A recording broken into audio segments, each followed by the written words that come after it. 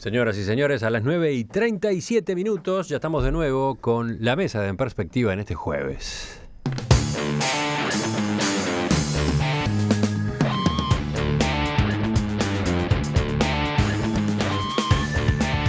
Seguimos con Fernando Butazoni, Esteban Valenti, Carlos Ramela y Rodolfo Saldain.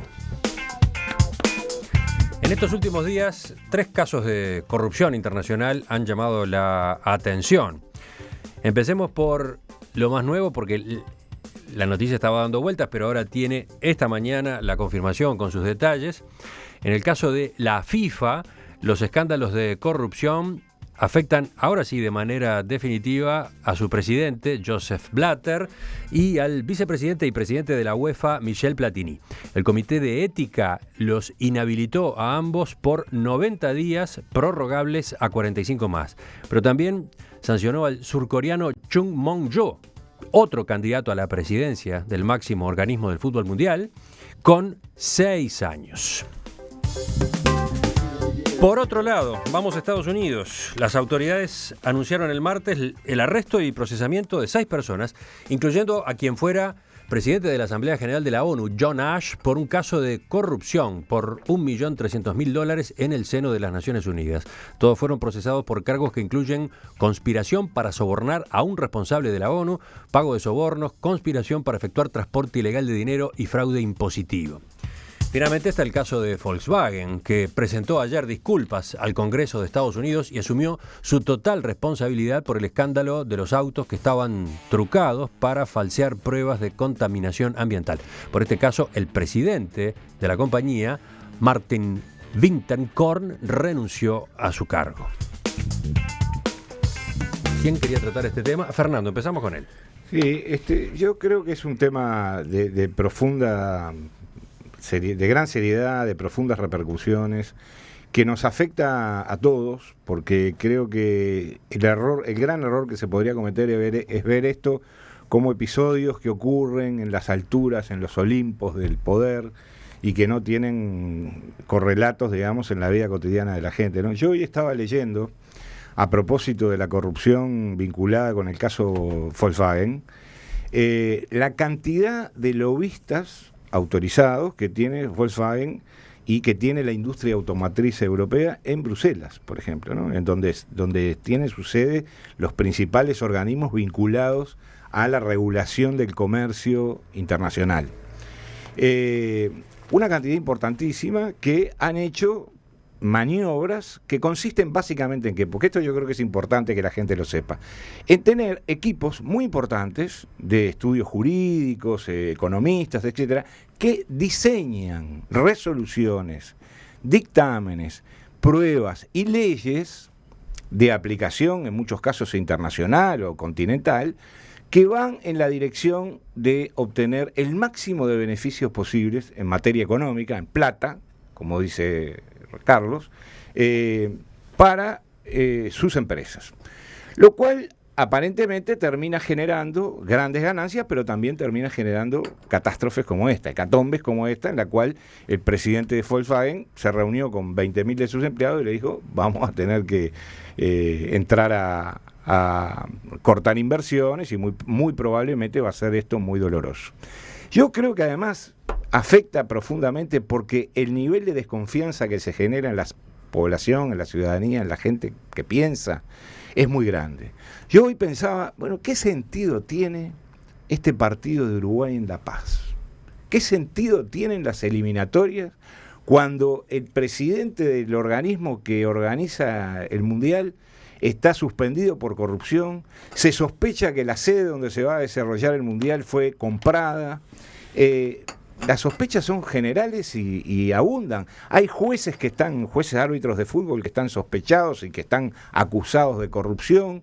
Todo parece indicar entonces que es toda una gran mentira, una escenografía puesta para entretener a la población, mientras se hacen enormes, fabulosos negocios por abajo de la mesa. Interesante el planteo, pero un poco catastrofista. No, bueno, pero... Dijeras tú a propósito de Carlos hace un rato, no crees en nada. Que me Fernando. retruque. No, yo no es que no crea en nada. Yo lo que sí creo que hay que hacer profundas reestructuras en muchos organismos. La FIFA es uno de ellos y los campeonatos del mundo son otros. Por ejemplo, hay campeonatos o hay copas que se juegan en Japón por equipos, un equipo de Estados Unidos, otro de América Latina, vuelan, llegan a Japón, se bajan del aeropuerto, van al estadio, juegan un partido de fútbol que nadie sabe ni cómo terminó, se mueven millones y millones de dólares en eso.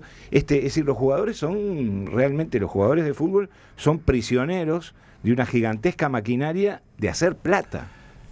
Yo creo que sí, efectivamente, como dice Fernando, en todos los sectores, la política, el empresarial, el económico, tanto parte pública como privada, la corrupción es un fenómeno creciente y alarmante, realmente.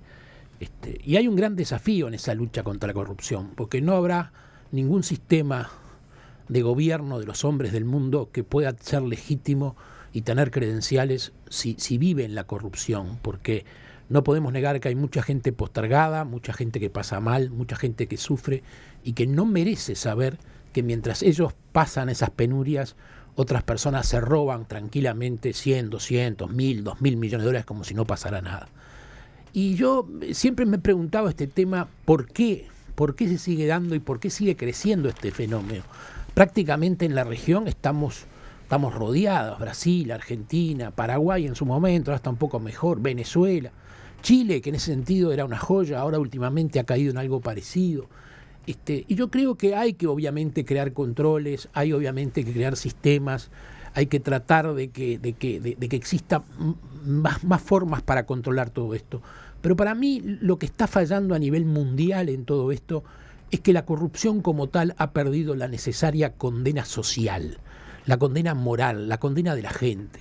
Por ejemplo, uno va a Brasil y habla de corrupción y todo el mundo le dice, bueno, pero eso en Brasil es así hace años y es la manera de vivir. Si vos sos empresario en Brasil y no aceptás que tenés que pagar coimas, dedicate a otra cosa. Bueno, pero al gobierno de Dilma Rousseff le está costando. Bueno, ahora en ese sentido, ¿pero qué se tuvo que dar? Un juez en Curitiba que se jugó la patriada y después las leyes de arrepentidos que empezaron, no por un problema de conciencia, sino por egoísmo personal, a entregar datos. En la Argentina, yo voy a la Argentina hace 50 años, estoy casado con una argentina, tengo cuñados, tengo amigos, tengo todo en la Argentina.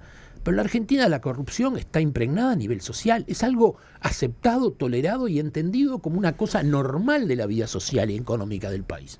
Todo el mundo dice que es un desastre, que es un error, que habría de cambiar, pero la sociedad argentina vive aceptando perfectamente y sin condenar. Hay gente que camina por la calle que uno sabe que es corrupto total, que ha hecho su fortuna robando y está integrada en todos los círculos sin ningún tipo de problema. Entonces yo creo que si no volvemos de alguna manera a resaltar la condena social, no vamos a ganar esta batalla. Y en ese sentido, una lanza por Uruguay.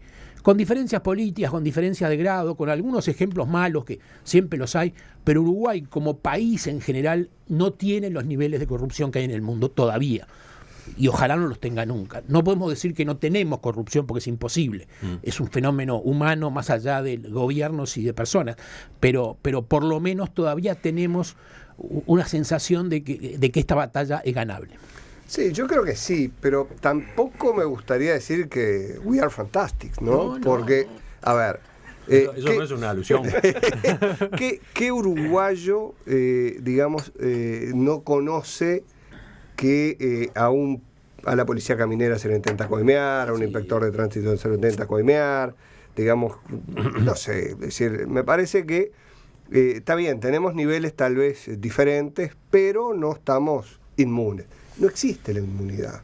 Es decir, no sé, digamos, Alemania pensábamos que era un país inmune y resulta que desde 2014 conocen esta situación.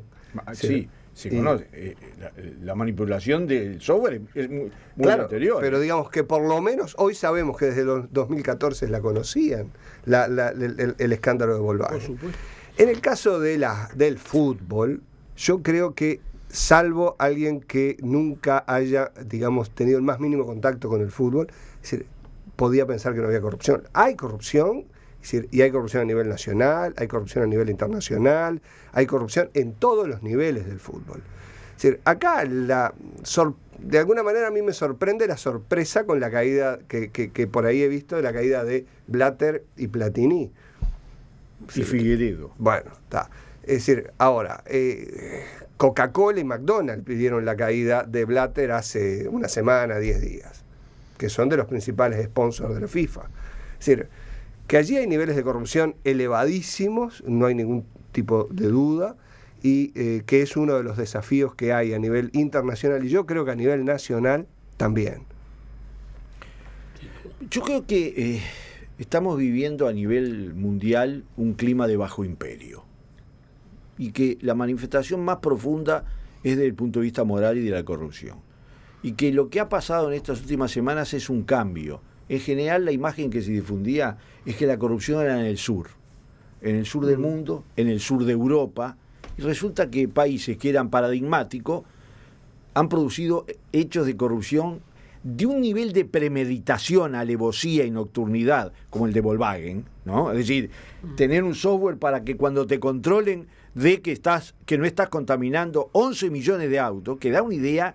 Yo no, en una estructura como la de Volkswagen alemana, no creo que no lo supiera desde el presidente para arriba todo el mundo, no lo creo. Se están lavando como pueden, pero el problema es el peligro, que yo lo he discutido cuando se tinelizó la corrupción en la Argentina. ¿Ustedes se acuerdan cuando el tema de la corrupción en la Argentina era un show? Bueno, yo lo que le tengo pavor es a la banalización de la corrupción. Es decir, bueno, es parte de la condición humana. Y eso es lo peor que nos puede pasar. Esa es la ideología de la corrupción. Es decir, que haya efectividad, y eso vale para todo. Después uno lo adecúa a su país. Pero antes incluso de las leyes, si nosotros no se da una batalla desde las pocas usinas, digamos, morales que existen en la sociedad, desde la iglesia, desde sectores de la política, que no hay por qué poner todo en la misma bolsa, porque si ponemos todo en la misma bolsa ayudamos a la corrupción, desde la academia, desde todos lados, desde la cultura, desde el arte. Es una batalla extraordinaria, porque no hay batalla por un mundo más justo con la diversidad de ideas que podamos tener todos nosotros. ¿Tá?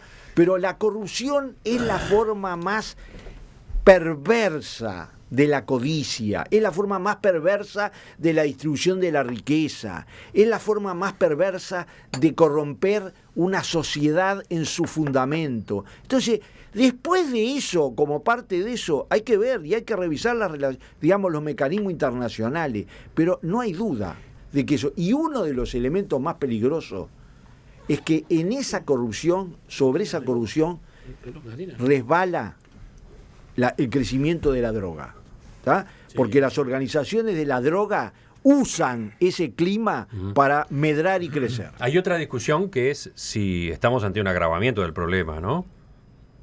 Por ejemplo, Álvaro, que es uno de nuestros oyentes, dice, esto no es algo nuevo, la corrupción siempre estuvo. Yo diría más, que antes era peor porque no había tantos medios de difusión masiva como hay hoy, por lo tanto se actuaba más impunemente. Hoy hay un poco más de recato o de esconder la mano. Puede ser, pero también hoy hay realidades de poderíos y de situaciones, como decía Esteban recién, de la droga, que generan que la corrupción avance muchísimo. Yo voy a poner un ejemplo medio frívolo. Anda una serie por ahí que se llama Narcos, que es la vida de Escobar. Si uno ve esa serie, Escobar es un ídolo para todo el mundo que lo rodea, para toda la gente que lo conoce y los que no lo conocen, porque es una persona que estará en el tráfico de drogas, pero ayuda a los pobres, es buen amigo, ayuda a los compañeros y demás. Si uno entra en los foros, claro, si uno entra en los foros que hay en internet de debate sobre la serie, es ampliamente favorable la gente que lo elogia y que lo quiere a Escobar. Entonces, un individuo que es el mayor traficante de la historia, una persona que mató cantidad de personas simplemente porque no cumplieron con sus mandatos, a pesar de eso, en el imaginario popular tiene una excelente visión. Entonces, eso es una muestra de la distorsión de valores que estamos teniendo. Por cierto que siempre existió corrupción, pero hoy hay algunos aspectos y se mueve tanta plata que cualquier cosa es comprable en este momento. Sí, yo me pregunto quién es cuál es la sopa en la que se cocina ese potaje, ¿no? porque en realidad acá hay una corrupción a nivel mundial, internacional, globalizada, que es fruto de un sistema de valores que tiene atrás o que tiene abajo un sostén económico, que es una sociedad en la cual imperan las reglas del dinero, y cuando imperan solamente las reglas del dinero y no tienen correlatos morales, jurídicos, institucionales adecuados, terminan pasando estas cosas. Hace pocos días, un par de días, se murió Henning Mankell, un gran escritor sueco, muy conocido además mundialmente, y él, poco antes de morir, en una entrevista, él en toda su obra fue muy crítico de la sociedad sueca. Mostraba las llagas, digamos, de la sociedad sueca contemporánea. Pero poco antes de morir dijo: pese a todo eso, yo creo que la sociedad sueca tiene algo que muy pocas sociedades tienen: es una sociedad decente. Y yo creo que a eso deberíamos aspirar todos, a que nuestras sociedades fueran decentes. ¿Puedo hacer un elogio al gobierno del Frente Amplio? Sí. Pide permiso para eso. Esto es por afuera de la barrera, con bomba. Hay un tema que cuando Valle llegó al gobierno se decidió a encarar, que era la modernización de la DGI. Porque en este país, vamos a reconocerlo, el tema de los impuestos era una joda total.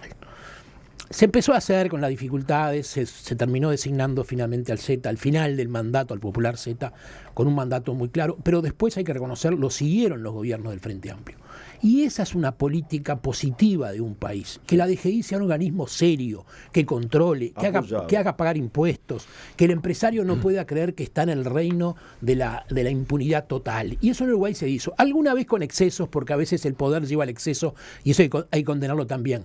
Pero hubo un antes y un después de lo que fue la DGI y de lo que fueron sus cambios.